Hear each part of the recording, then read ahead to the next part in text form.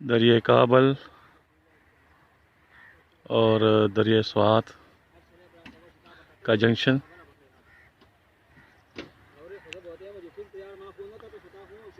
पुश्ती पक्की हो रही है। दरिया काबल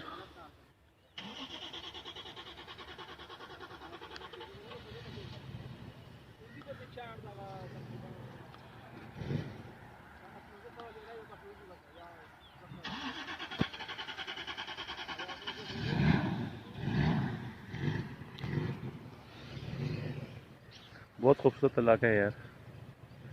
मैं पहले भी यहाँ आया था, लेकिन उस वक़्त मोबाइल की बैटरी डेड हो गई थी, तो ये खूबसूरत सीनरी नहीं बना सका। आज फिर मौका मिल गया, तो आप लोगों को दिखा रहा हूँ। ये पीछे जो है, इस साइड से जो आ रहे दरिया, ये दरिया काबल है। जो सामने से आ रहे हैं, ये दरिया सवात है। ये जंक्शन है, इस जंक्शन पे हम खड़े हैं।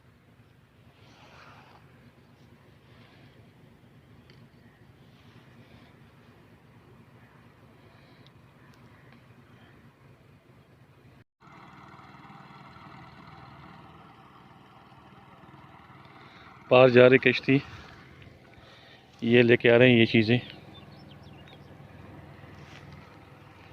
इसको आप क्या बोलते हैं?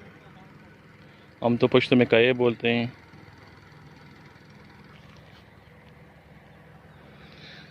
ये दरिया काबल,